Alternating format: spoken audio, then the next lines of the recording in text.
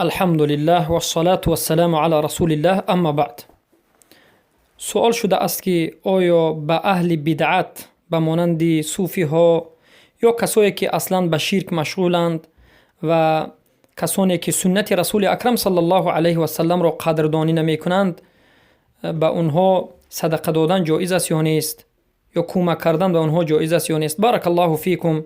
در این عصر و زمان که میبینیم بسیاری از خواهران و برادران موحد ما در مشقت هستند، در هجرت هستند و به نهایت به خاطر دینشان اذیت میکشند، چنانه که رسول الله صلی الله علیه و سلم گفتند: یأتی زمان علی امتی الصابر علی دینی کالقابض علی الجمره.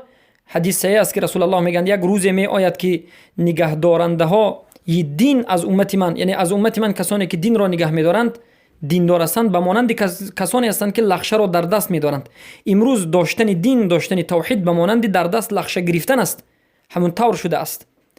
پس یک برادر موحد این خواهر و برادر موحدش را گذارد و به اهل بدعت صدقه بدهد، این درست نیست، این جایز نیست. به اهل شرک، به اهل بدعت، به اهل که سنت رسول اکرم صلی الله علیه و سلم را بد می‌بینند صدقه دادن جایز نیست.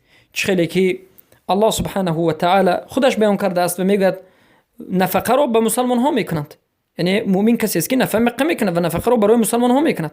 پس بهترین نفقه کیست؟ اولا به اهل خانواده و بعد از این برای موحدین و مؤمنین باید صدقه کرده شود.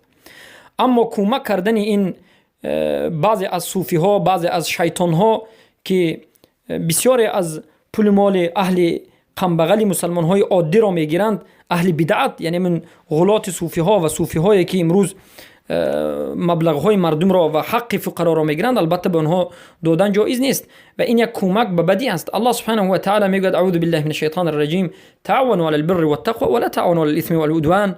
یادگیرتون را به کارهای نیک و خوب و عبادت کمک رسانید، اما از کارهای بد و اسم گناه دست کشید، به همدیگر کمک نکنید. یعنی به یک صوفی کمک نکنید که به شرکش با دوام دهد. به حق یک بیوه، یک بیچاره و یک مسلمان عادی بیچاره را به یک کسی که شرک و بدعت و خرافات زده است به اون ندهید. بارک